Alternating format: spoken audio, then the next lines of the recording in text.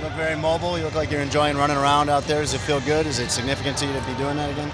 I mean, I've been doing it for a few weeks now, so, and even in the spring, so it's not significant, but it does feel good to be out and back on the grass again, back in Hard Rock Stadium for the first time in a long time. So, I don't think our performance on offense was up to our standard and what we want it to be, but as far as coming out here and for the first time in a long time and get back on the grass and back to doing what we do, that it felt good. How's your speed feel right now? Do you feel fast? Yeah, I feel like I did, before everything happened, so I feel good. You on that bootleg, it looked like you had Marquise, but you said no go block. The thought process there, and it seems like pretty high level of confidence in your knee with that. Yeah, I came around the corner and nobody was there. Marquise was a little bit behind me.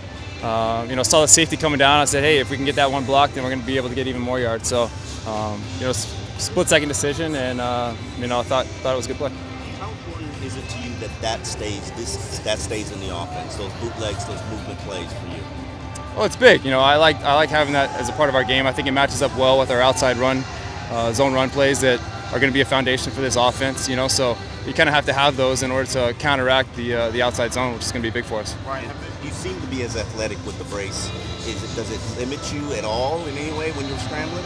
I wouldn't say it limits me. It's like a bit cumbersome, but it doesn't limit me from doing anything. I ran in the off season with it, did all the drills with it and everything. So you get used to it, and it just becomes like second nature. Have you thought about a slide approach? Because I watched the review, and now you can slide forward and they can't touch you. Yeah.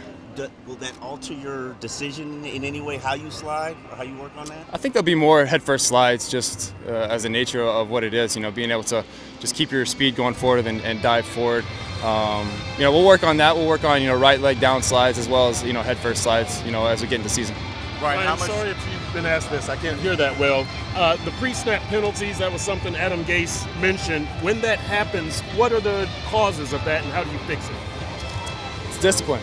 It's discipline. Every man has to take it upon himself to listen to the snap count in the huddle, have the discipline at the line of scrimmage to sit in there when you got a speed rusher coming around the edge, to be able to not anticipate the snap too much and stay on side. So it's an individual thing where every man has to take it upon themselves to stay on sides and do the little things right. And so that's what we're working on throughout this training camp. We're running every day after practice, trying to get it fixed. So we're doing everything we can. We're making a big emphasis, and it's going to get fixed. Ryan, have they talked to you at all about how you'll be used on Thursday and any butterflies leading back up to that first appearance? We haven't even talked about it, but I am excited to get back out there and play some real football. As the spring's gone on, as training camp's gone on, every step is feeling really good as far as getting prepared for the season. So that's just the next step as we go to get hit for the first time. Hopefully not get hit for the first time, but at least have the chance of getting hit for the first time. Ryan, what do you feel causes these lapses of focus that lead to the pre-snap penalties? There's a lot going on. It's football. It's a multifaceted game. You have long play calls. You have a lot of responsibilities, adjustments that are made at the line of scrimmage. Every individual man is thinking of his technique, what it's going to be, what the defender's technique is going to be. There's a lot going on. So it's not an easy thing to do, but it needs to get fixed. I'm sure you're kind of a tough grader. How do you feel like the offense is doing at this point, or do you feel like you guys are where you need to be? I didn't feel today was up to our standard. I feel like this week we've had really good practices, excluding today, that we're pressing forward and continuing to get better each and every day. I don't feel like today we came out and executed to our level of expectation. So, I wouldn't say we take a step backwards, but we definitely didn't take a step forwards today, and so we're going to have to really hit it when we get back on the field next week. You and Mike Gesicki seem to be really hitting it off as far as chemistry goes. Do you feel like this is the first time that you really had this connection with the tight end since the days of Charles Clay? I don't know. Mike's come on and he's done a good job for us. He's hungry, he's young, he wants to be good, he wants to do the things the right way, he listens, and he's really athletic, and I think that helps him a lot. He's a playmaker. You saw yesterday there was a play in the end zone there, and 7-on-7 today down the field. So he has a lot of athletic abilities, really explosive, long arms, long catch radius, and he's going to make a lot of plays for us. You talked a lot about the work you did with the receivers in the offseason, some voluntary stuff. Have you done extra work with Mike since he's a rookie and there's a little more catching up to do than, say, Amendola? Yeah, I think there's a lot more conversation with Mike as opposed to some of the older guys who have played a lot more football.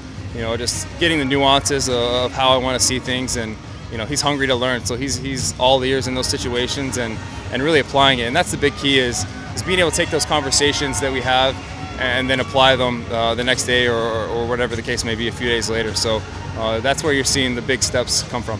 You've been holding them after practice, or what have you been doing in the last week or so to help Mike speed things up? Yeah, we've had some throwing sessions after practice, short throwing sessions after practice, just working on the little quick timing things that are big, especially down in the red zone where the windows are tight and the ball has to come up early. So once you're on the same page down there, you're going to see big dividends. Ryan, he said he walked your dog. If you asked him, would you ask him to do something like that? Well, I don't know about my dog, but my lawn probably needs mowed, so we'll see if we can take care of that this off day.